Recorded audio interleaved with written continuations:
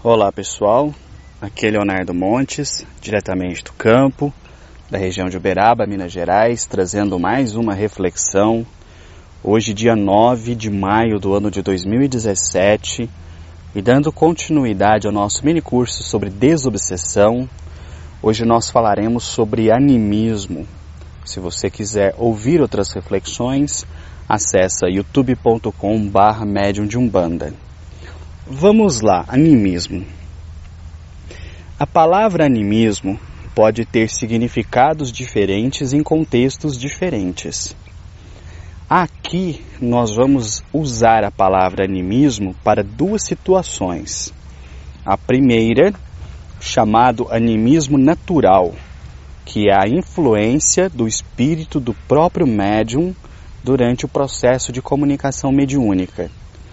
A segunda, o animismo, enquanto o próprio espírito do médium trazendo uma comunicação. Então vamos por partes. Primeira coisa que a gente tem que esclarecer: não existe mediunidade 100%.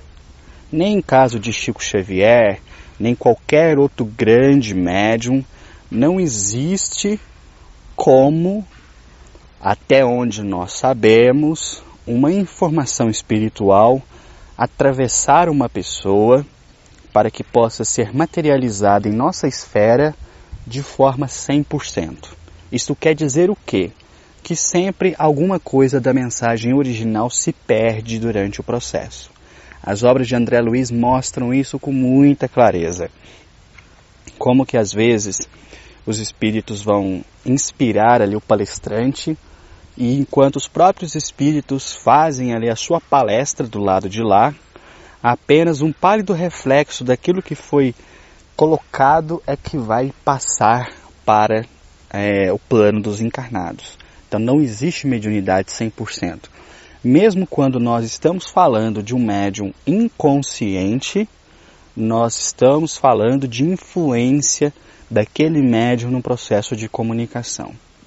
Eu particularmente acredito que com o passar dos anos e os novos pesquisadores fazendo aí os seus estudos, nós chegaremos à conclusão de que os 3 graus de consciência não são suficientes para explicar o fenômeno. Nós vamos ver que entre esses grandes graus existem infinitos níveis.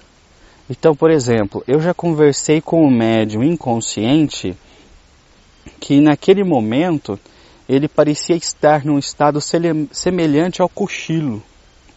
Mas eu também já conversei com um médium inconsciente que parecia estar num sono profundo. Então ele estava inconsciente, mas o grau dessa inconsciência era muito diferente entre uma experiência e outra. Numa experiência o médium estava inconsciente, mas os maneirismos próprios dele se manifestavam através da entidade. Um modo particular de piscar, de colocar a mão, uma certa expressão. Então, mesmo no médium inconsciente, isso aparece. E por quê? Porque a mediunidade não é simples telefone que a gente conecta com o além e escuta de lá. É um fenômeno de tradução.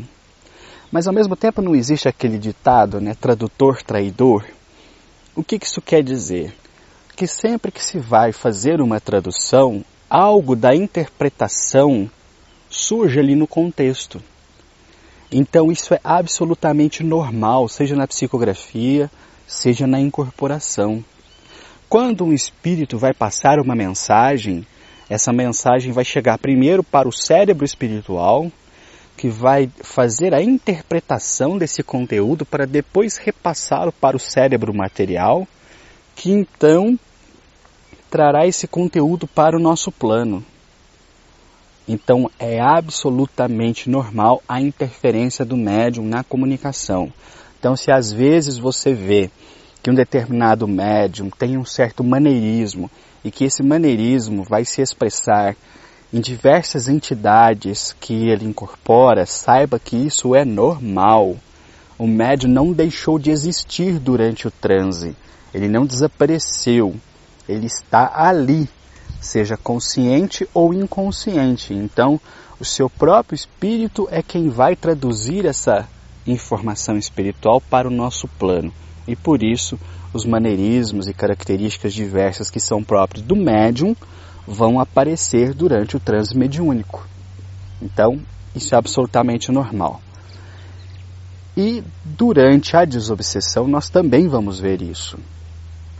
Um médium que às vezes sempre traduz uma fala numa expressão mais corriqueira que é própria dele, ainda que sejam entidades diferentes que vão se manifestar ali, ele vai traduzir de forma semelhante, segundo o seu próprio vocabulário.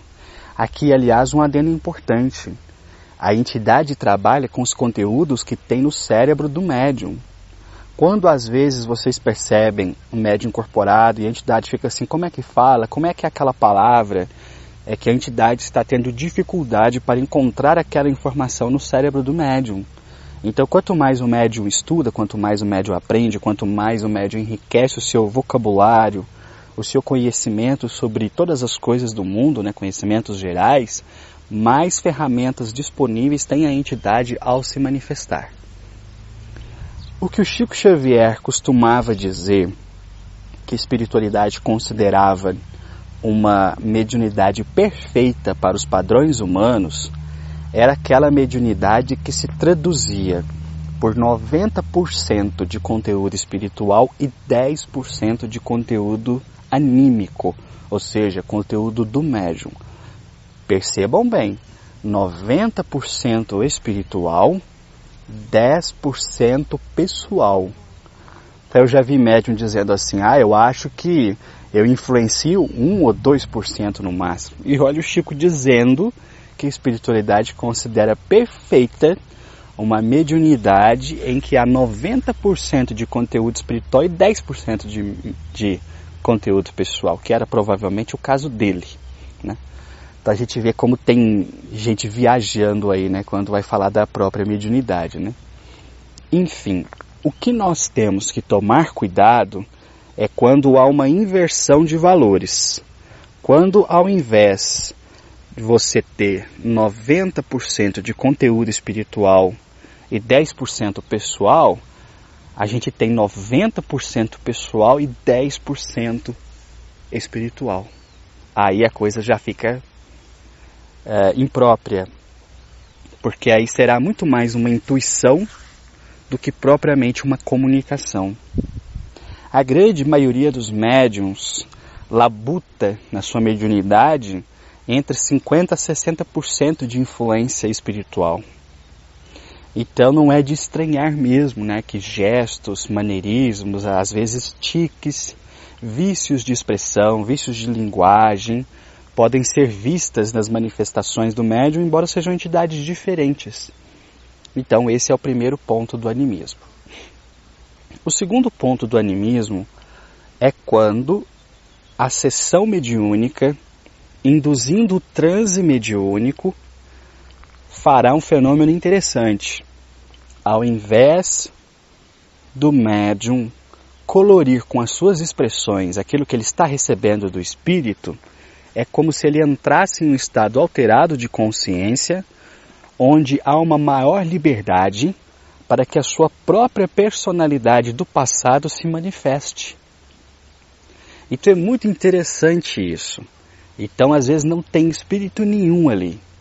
É o próprio médium, aspectos das suas personalidades do passado, conflitos mal resolvidos que estão se expressando ali.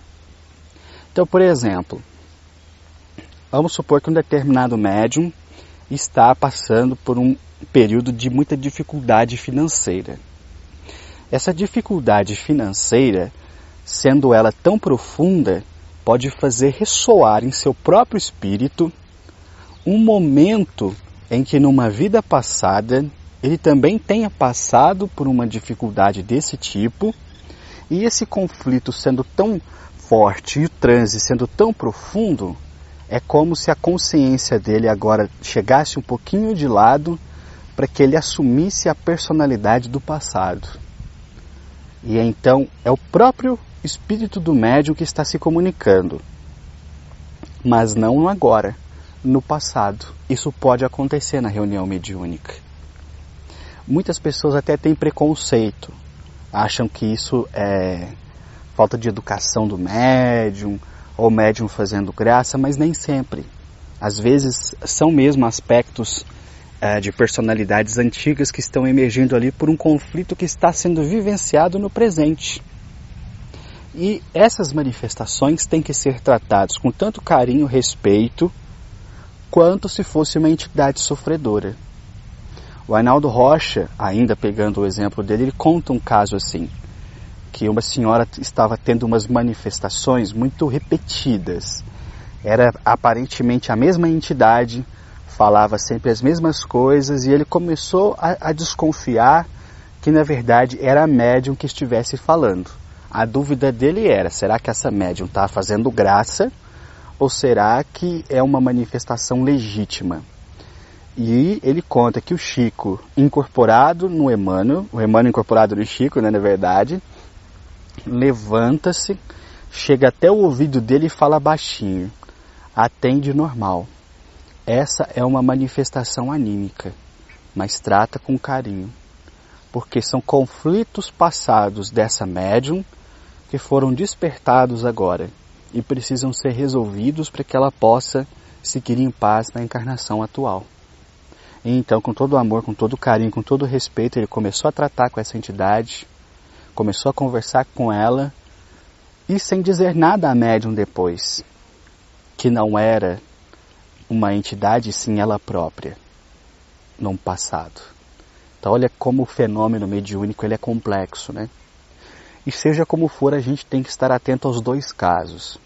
Se a gente perceber que está tendo muito conteúdo anímico do médium enquanto interferência no processo, isso precisa ser revisto com espiritualidade, porque senão esse médium deixará de prestar o serviço útil.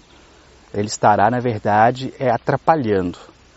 E se houver muito conteúdo anímico, no sentido de um passado, de um conflito que emerge agora para ser resolvido, isso precisa ser tratado com muito carinho, com muita dedicação, porque se a pessoa conseguir resolver aquele conflito, quando ela retornar a si, ela provavelmente vai seguir mais leve.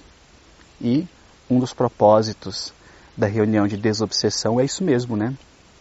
Não só ajudar as entidades desencarnadas, como ajudar os próprios médiuns que às vezes estão passando ali por determinados conflitos e que precisam resolver essas pendências para poderem seguir adiante. Então vocês veem aí como o fenômeno mediúnico ele é muito complexo, né? E por isso que ele demanda estudo. E é exatamente por isso que eu sugiro a vocês estudarem o livro Desobsessão, do André Luiz, o livro dos médiuns, né, de Allan Kardec, e principalmente o livro Voltei.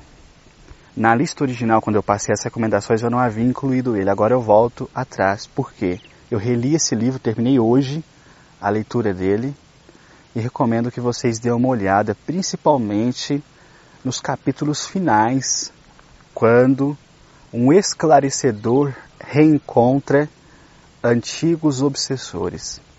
Como isso é rico. O próximo áudio agora já será o encerramento desse nosso mini curso, que eu espero que tenha sido proveitoso para vocês. Se você quiser ouvir outras reflexões, acesse youtube.com/medium de Umbanda.